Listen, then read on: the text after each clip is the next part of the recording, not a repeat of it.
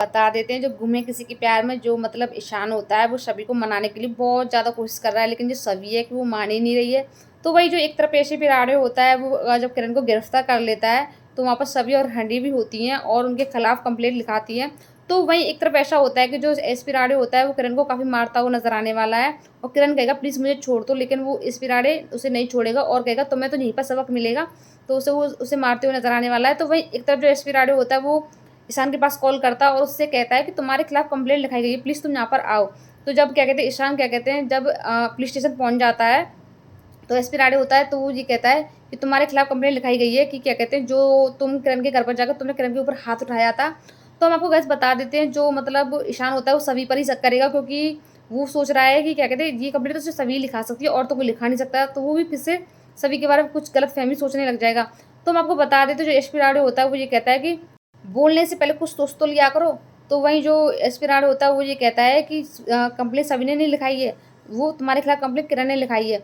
तो जी कैसे वो बता देते हैं जो ईशान होता है एस्पिरांट से काफ़ी बहस करते हुए नजर आने वाला है। तो वहीं एक तरफ जब क्या कहते हैं जब किरण ईशान के बारे में कंप्लेंट लिखाता है तो जो ईशान होता है वो एस्पिरांट से ये कहता हुआ नजर आने वाला है कि मैंने इसलिए हाथ उठाया था उस पर क्योंकि इसने सभी के साथ बहुत ज़्यादा गलत किया था, इस वजह से मैंने उस पर हाथ उठाया। तो जी कैसे हम लोग बता देते हैं जो एसीपी राडे होता है वो ईशान को छोड़ देता है और उससे कुछ भी नहीं कहेगा।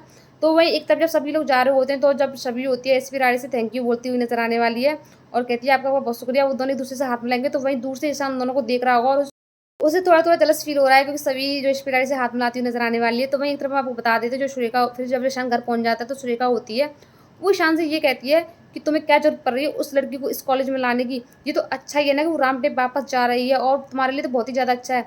तो वही जो ईशान होता है सुरेखा की बात को नहीं मानेगा और वो सुरेखा से ये कहता हुआ नज़र आने वाला है कि नहीं, हमारे कॉलेज को ऐसे स्टूडेंट की बहुत ज़्यादा ज़रूरत है, वो बहुत ही ज़्यादा टैलेंटेड है, उसे तो मैं जाने नहीं दूँगा। तो जी कैसे वो बता देते हैं जो सब ईशान होता है वो अपनी सुरेखा माँ से यही कहते हुए नज़र आने वाला है और जो सुरेखा माँ बहुत ज़्यादा गुस्सा करेंगे और बहुत ही ज़्यादा ईशान से नाराज़ हो जाएँगी।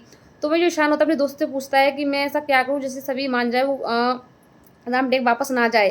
तो जो उसका ईशान का दोस्त होता है वो ईशान से ये कहता हुआ नज़र आने वाला है कि लड़कियों को फ्लावर्स बहुत पसंद है और लड़कियाँ जल्दी इंप्रेस होती है फ्लावर्स से।